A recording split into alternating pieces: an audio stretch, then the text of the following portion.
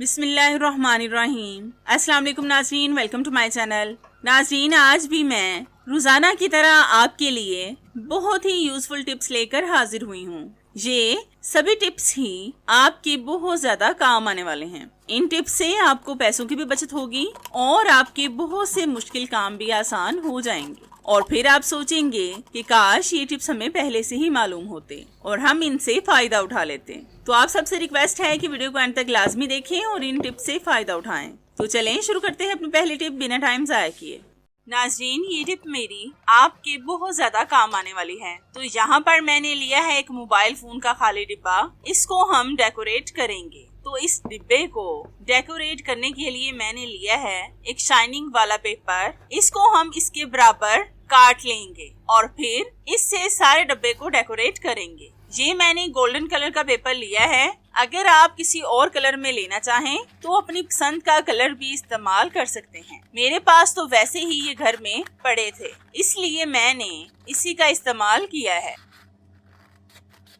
तो हमने डब्बे के बराबर के शाइनिंग वाले पीस काट लिए हैं। अब हम इनको डब्बे पर लगाएंगे। एक डब्बा मैं आपको डेकोरेट करके दिखा देती हूँ, फिर इसी तरह से आपने दूसरे डब्बे को भी डेकोरेट करना है। ये बहुत जबरदस्त सा ऑर्गेनाइजर बनकर रेडी होगा। इसमें आप बहुत सी चीजों को रख सकेंगे और मोबाइल के डब्बे वैसे भी बहुत मजबूत होते हैं। तो हमने हर तरफ से डब्बे को डेकोरेट कर लिया है। इसी तरह से हम दूसरे डब्बे को भी डेकोरेट करेंगे और इनके अंदर भी हम सादा पेपर से इसको नीच करेंगे। तो हमने दोनों डब्बों को अंदर बाहर से डेकोरेट कर लिया है। अब हम इनको एक साइड पर कर देंगे। फिर हम लेंगे एक प्लास्टिक की खाली बोतल। इसको हम ऊपर से काट लेंगे छुरी को गर्म करके। इस तरह की प्लास्टिक की खाली बोतलें ज्यादातर हम बेकार समझकर फेंक देते हैं, लेकिन आप इनका इस्तेमाल इस तरीके से भी कर सकते हैं अपनी चीजों को ऑर्गेनाइज करने के लिए। हमने बोतल को कट कर लिया है। अब हम इनके किनारों को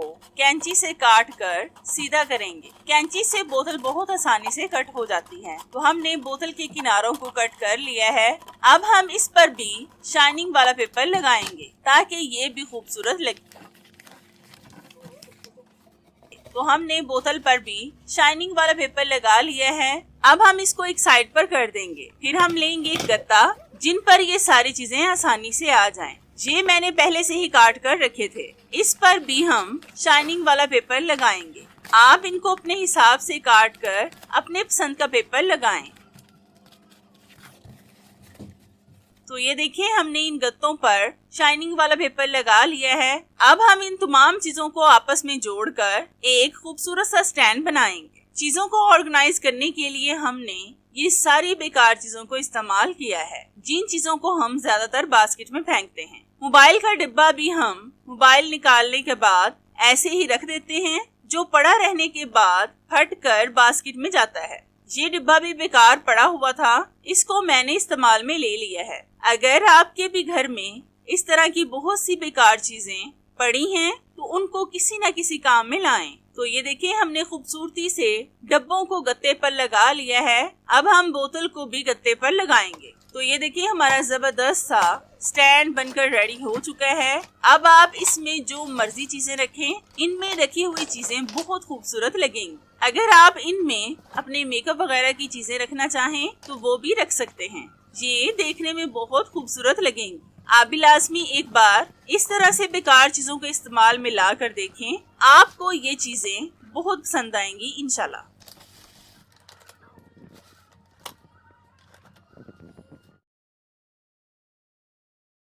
नाजरीन, ये टिप आपके लिए बहुत फायदेमंद है। आजकल वैसे तो कैंडल का इस्तेमाल बहुत कम हो गया है, लेकिन अभी भी कुछ लोग बिजली जाने पर कैंडल का इस्तेमाल करते हैं। अगर हम कैंडल को जलाकर इसको किसी भी मेज पर रख दें तो कैंडल जब पिघलती है तो इसके बहुत से ड्रॉप्स नीचे मेज पर गिर जाते हैं, जो फिर साफ नहीं होते और फिर ये बहुत बुरे लगते हैं। आज मैं आपके साथ जो टिप शेयर करने जा रही हूँ, उससे आपकी मेज या फिर जहाँ पर भी आपने कैंडल को रख कर जलाया हो वो मुकम्मल साफ हो जाएंगी। तो इसके लिए हम लेंगे एक कागज, इसको हम कैंडल के ड्रॉप्स पर रखेंगे और फिर हम लेंगे आयरन के साथ इन ड्रॉप्स को मेल्ट करेंगे। तो तो ये देखें कितनी जल्दी से कैंडल मेल्ट होकर कागज के साथ चिपक गया है। अगर ये एक दफा साफ ना हो तो ये अमल आप 2 बार भी कर सकते हैं। अब हम इसको टिश्यू पेपर के साथ साफ करेंगे ताकि अगर थोड़ी बहुत कैंडल रह गई हो तो वो भी साफ हो जाएगी। तो जैसा कि आप देख सकते हैं कि कैंडल के ड्रॉप्स का निशान भी इस जगह से मुकम्मल खत्म हो चुका है। आप ये टिप फर्श वगैरह पर भी इस्तेमाल कर सकते हैं। आप भी लाजमी एक बार इस टिप को ट्राई करके देखें, आपको इसका रिजल्ट इंशाल्लाह 100% मिलेगा। नाजरीन, आपने अक्सर देखा होगा कि जब हम दूध को बॉईल करने के लिए रखते हैं तो बाज़ औक़ात हम किसी काम में मशगूल हो जाते हैं, जिसकी वजह से दूध उबल उबल कर बाहर गिरना शुरू हो जाता है। आज मैं आपके साथ ऐसी ज़बरदस्त टिप शेयर करूंगी जिससे दूध कभी भी उबल कर बाहर नहीं गिरेगा। तो इस दूध को गिरने से बचाने के लिए बहुत छोटी सी और आसान सी टिप है कि जब भी आप दूध को बॉईल करने के लिए रखें तो उसमें साथ इस तरह का कप रख दें। कप को आपने दूध के अंदर रखना है। अगर आपके पास कप नहीं है तो आप कोई बाउल वगैरह भी रख सकते हैं। इससे आपकी देगची से दूध कभी भी बाहर नहीं गिरेगा। अगर दूध बॉईल होकर गिर जाए तो बहुत ज्यादा दुख होता है, लेकिन आप इस टिप से दूध को बाहर गिरने से बचा सकते हैं। तो ये देखें, दूध बिल्कुल भी देगची से बाहर नहीं आ रहा। फ्लेम को हमने एक ही रूटीन में रखा हुआ है, मतलब ये कि हमने फ्लेम को कम या ज्यादा नहीं किया और दूध बिल्कुल भी बाहर नहीं आ रहा। आप भी लाजमी एक बार इस टिप को ट्राई करके देखें, आपको इसका रिजल्ट इंशाल्लाह 100% मिलेगा।